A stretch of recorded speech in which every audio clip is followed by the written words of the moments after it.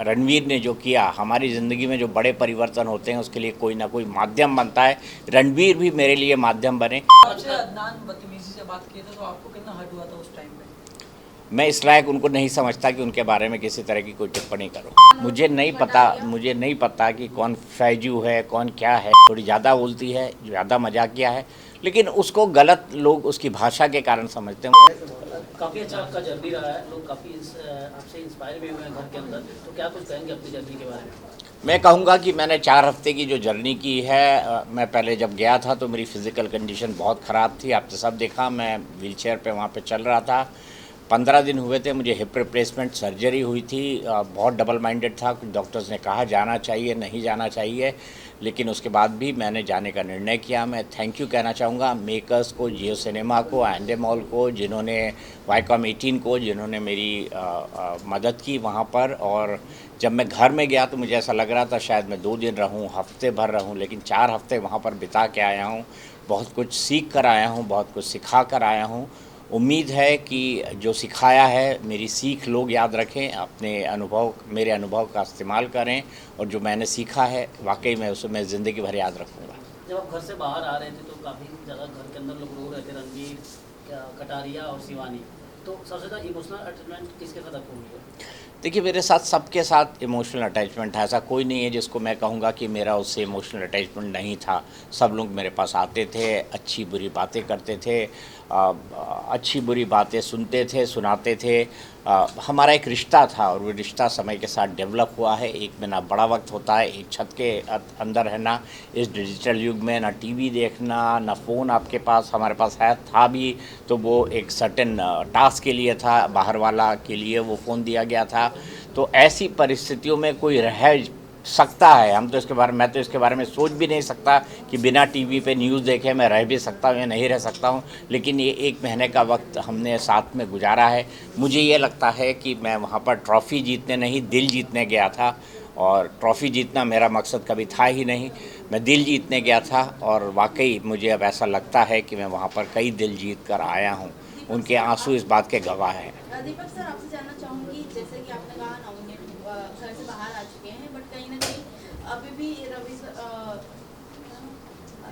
हाँ सर को अभी भी उस टास्क, जो फूल का टास्क हुआ था उसमें आपने उन्हें सेव हुआ था, कहीं ना कहीं उन्होंने आपको नॉमिनेट कर दिया। कहीं ये लोग जहाँ बोल रहे थे कर्मा रिफ्लेक्स हुआ है, उस पर आप क्या कहेंगे?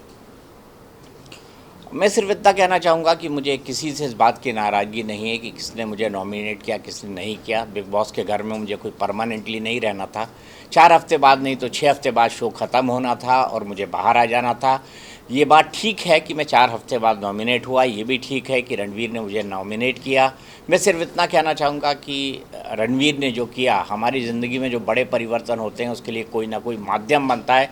रणवीर भी मेरे लिए माध्यम बने, इससे ज़्यादा मैं उसके बारे में कुछ नहीं सोचता।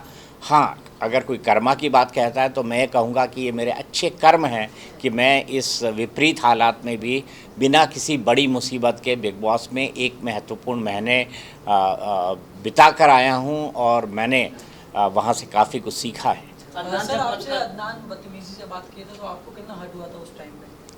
मैं इस लायक उनको नहीं समझता कि उनके बारे में किसी तरह की कोई टिप्पणी करूं। क्या बात है सर, अकॉर्डिंग टू यू सबसे स्ट्रॉन्ग कंटेस्टेंट्स कौन लगते हैं इस समय बिग बॉस हाउस में?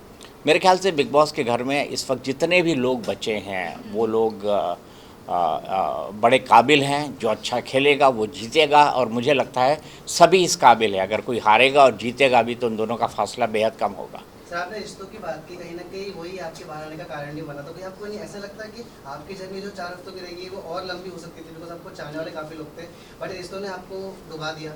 क्या फ़र्क पड़ता है सर, कोई ना कोई तो किसी को डुबोता है। देखिए, ज़िंदगी में जो है, ये जो यहाँ लिखा होता है इसको कोई नहीं बदल पाता, होनी को कोई नहीं बदल सकता। मेरी माँ कहा करती थी कि सामान 100 बरस का, पल की खबर नहीं। मतलब ये प्लान फॉर 100 ईयर्स, हम अपनी ज़िंदगी 100 साल के हिसाब से प्लान करते हैं कि 20 साल में ये करूँगा, 30 साल में ये करूँगा, 40 में ये करूँगा, 50 में ये करूँगा।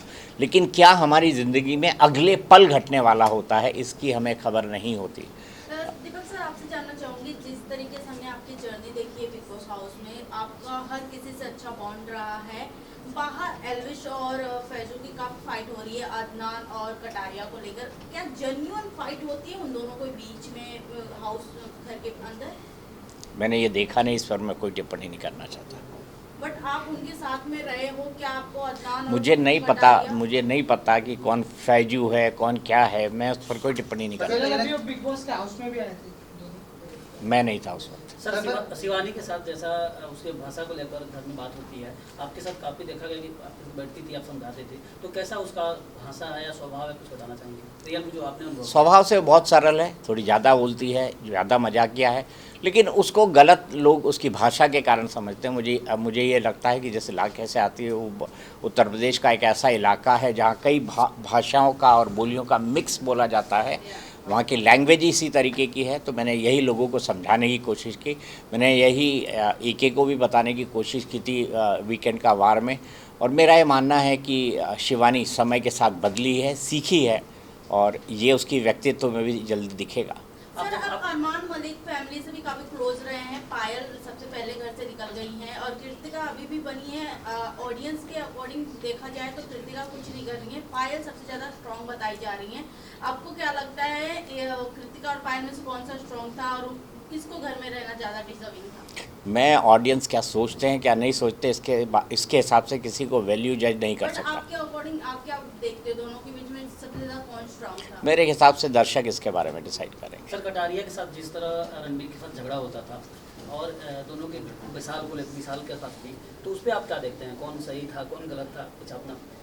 मैं किसी को सही या गलत नहीं कहूँगा, मैं तो सिर्फ लोगों को ये कहता था कि अगर कोई बड़ी उम्र का है उसका सम्मान करो, अगर कोई छोटा भी आपको बड़ी सीख दे रहा है उसका सम्मान करो। यही बात मैं लोगों को कहा करता था और ज़्यादातर मौके पे लोगों ने, मेरे हाउसमेट्स ने, फेलो हाउसमेट्स ने इस बात को सुना।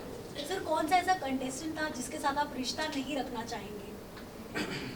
मुझे ऐसा कोई नहीं लगता।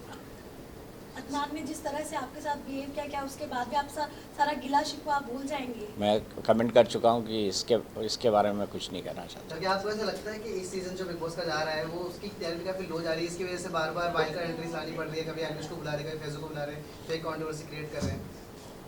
यार OTT की TRP कहाँ आती है मेरे भाई, शब्द तो सही सोचो।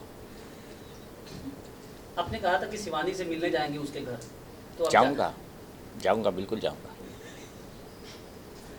सर, बिग बॉस के बाद आपने मतलब आपके लाइफ में मतलब अभी क्या चेंजेस आए, आप इसके बारे में क्या कहना चाहोगे, या क्या चेंजेस आ सकते हैं, आपको क्या लगता है इसके बारे में? एक दिन में तो मुझे कोई चेंज नहीं दिखा। सर, आपने वेट कितना लूज किया है? क्योंकि बिग बॉस इसीलिए जाना जाता है कि लोग अंदर जाने के बाद वेट तो जरूर लूज कर लेते हैं, 4-5 किलो। अभी मैं अपने जो वेट स्केल है उस पर चढ़ा नहीं हूँ, लेकिन वेट मैंने ज़रूर लूज़ किया। सर आप घर के अंदर थे तो आप फिजिकली फिट नहीं, परेशानी हुई आपको, और कौन से लोग जो आपको सबसे ज़्यादा हेल्प किया? मुझे हर इंसान ने मदद की जो उस घर के अंदर था, चाहे वो मुझसे बात करता हो ना करता हो, मुझे पसंद करता हो ना पसंद करता हो, हर इंसान ने मेरी मदद की है, किसी न किसी रूप में मदद की है, और मैं सबका बहुत तहे दिल से धन्यवाद करता हूँ। Okay, thank you.